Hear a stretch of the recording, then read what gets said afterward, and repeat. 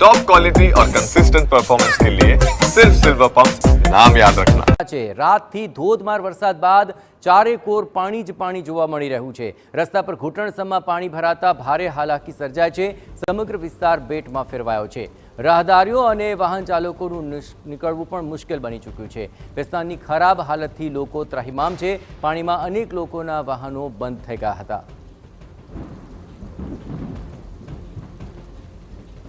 અને આકાશી દ્રશ્યો જુઓ કે જેને પરથી સ્પષ્ટ થઈ રહ્યું છે કે સુરત મહાનગરપાલિકાએ અહીં પ્રી મોન્સૂન કામગીરી કેવી કરી હશે।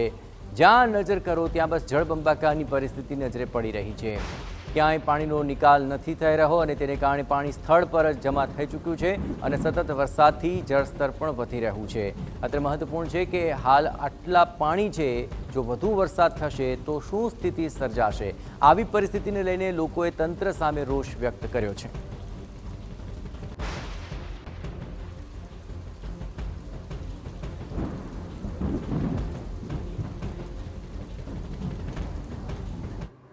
અને હાલ આ પરિસ્થિતિ પર વધુ વિગતે વાત કરવા જોડાઈ રહ્યા છે TV9 સંવાદદાતા બલદેવ, હાલ જ્યાં જુઓ ત્યાં બસ પાણીનું જ સામ્રાજ્ય જોવા મળી રહ્યું છે। આ પરિસ્થિતિને લઈને તંત્રની કામગીરી શું આપ જોઈ રહ્યા છો?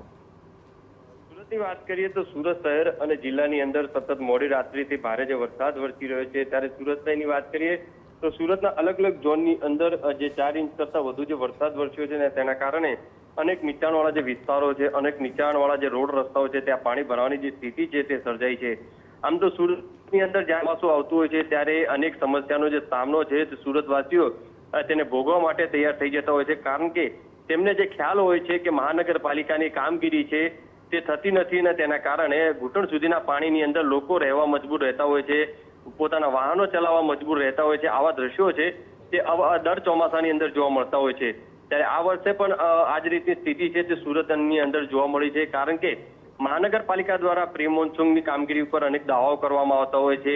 જ્યારે ગઈકાલે પણ જે રીતે કેન્દ્રીય મંત્રી અને ગુજરાત રાજ્યના ગૃહમંત્રીની અધ્યક્ષતાની અંદર અધિકારીઓને જાહેરમાં ખખડાવવામાં આવ્યા હતા। તેમને જે ટકોર કરવામાં આવી હતી કે લોકોને મુશ્કેલી ન પડે તે માટે પ્રયત્ન કરવામાં આવે। હજુ તો ગણતરીના કલાકો મિટિંગ પત્યાને થયા છે અને ત્યાં જ સુરત શહેરમાં જે વરસાદ વરસ્યો છે ને ત્યારે સ્થિતિ છે ક્યાંય સામે જોવા મળી રહી છે। એટલે લોકો પણ હવે ક્યાંક ને ક્યાંક થામીને બેસી ગયા છે કે મહાનગરપાલિકા સુધરવાનું નામ નહીં લે, કારણ કે સુરતના જે બેસ્તાન વિસ્તાર છે, પાંડેસરા તરફ જવાનો જે રોડ છે ત્યાં ઘૂંટણ સુધીના જે પાણી ભરાયા છે અને તેના કારણે એક સાઈડનો જે વાહન કરવો પડી રહ્યો છે। અત્યારે આપણે જે રીતે TV9 ઉપર જે એક્સક્લુઝિવ ડ્રોન જોઈ રહ્યા છે, ડ્રોન મારફતે તમને જે બતાવવાનો પ્રયત્ન કરીશું કે એક તરફનો જે રોડ છે આખો પાણીમાં ગરકાવ થયો છે અને તેના કારણે વાહન ચાલકોએ રોંગ સાઈડ ઉપર જવું મજબૂર થઈ રહ્યા છે, કારણ કે એક સાઈડનો જે રોડ છે તે બંધ કરવામાં આવ્યો છે। માત્ર આ વિસ્તાર ને પણ ભેસ્તાન, પાંડેસરા છે, ઉધના વિસ્તાર છે, આ તમામ જે વિસ્તાર છે, કતારગામ વિસ્તાર છે, જે વેડરોડ વિસ્તાર છે, આ નીચાણવાળા જે વિસ્તારો છે તેની અંદર જે પાણી ભરાવાની જે સ્થિતિ છે તે સર્જાતી હોય છે। એટલે કે કલાકો સુધી જે પાણી ભરાયેલું રહેતું હોય છે અને તેના ત્યારબાદ જે રોગચાળાની સ્થિતિ ક્યાંક જોવા મળતી હોય છે, ગંદકીની સ્થિતિ છે જોવા મળતી હોય છે। બીજી બાજુ ખાડીપુરની સ્થિતિની વાત કરીએ તો ખાડીપુરના પણ ક્યાંક ને ક્યાંક પાણી છે તે વધી રહ્યા છે, તે પણ એક ચિંતાજનક છે। જી આભાર બલદેવ, તમામ ગતિવિધિઓ પર આપ નજર રાખતા રહેજો। પણ જે પરિસ્થિતિ છે તે આ દ્રશ્યો પરથી સ્પષ્ટ થઈ રહી છે।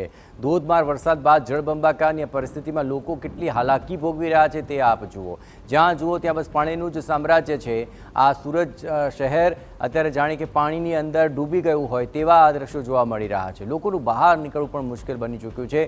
મુખ્ય માર્ગો ઉપર આ હાલત છે તો અંદરના વિસ્તારોની અંદર પરિસ્થિતિ કેટલી આખરે તકલીફવાળી હશે તે સમજી શકાય તેમ છે, પરંતુ પાણી ઓસરશે નહીં ત્યાં સુધી આ જ પરિસ્થિતિનો સામનો સુરતવાસીઓને કરવાનો વારો આવ્યો છે। તંત્રે પ્રી મોન્સૂન કામગીરી કરી છે તેવા મોટા દાવાઓ હતા, પરંતુ એ દાવાઓ આ પાણીની અંદર જ પલળી ગયા। ભેસ્તાન જાણે કે દરિયો બની ગયો હોય તેવા આ દ્રશ્યો સામે આવી રહ્યા છે। અહીંયા ખાલી 4 કલાક વરસાદ પડ્યો છે ભેસ્તાનમાં ને આવી પરિસ્થિતિ છે ને હજુ આગાહી તો 24 કલાકની છે, તો 24 કલાકમાં અહીંયા તો સર ઉપર પાણી ચાલ્યા જશે। તો આ SMC ની જવાબદારી છે કે આ ભેસ્તાન વિસ્તારમાં આવી રીતના પાણી ભરાઈ જાય છે ને આ દર વર્ષેનું છે લોકોનું, પણ કોઈ આવતું નથી નિકાલ કરવા। ને અત્યારે બી 3 થી 4 કલાક વરસાદ પડ્યો છે એટલામાં ઘૂંટણ એટલા પાણી ભરાયા છે।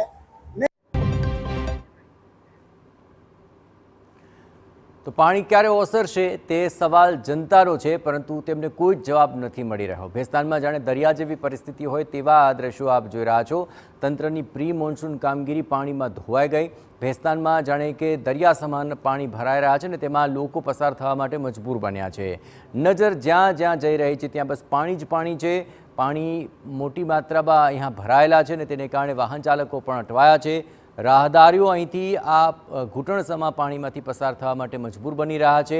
જે મુખ્ય માર્ગો છે તેની ઉપરથી આ તમામ મોટા વાહનો પસાર થવા માટે હાલાકીનો સામનો કરી રહ્યા છે।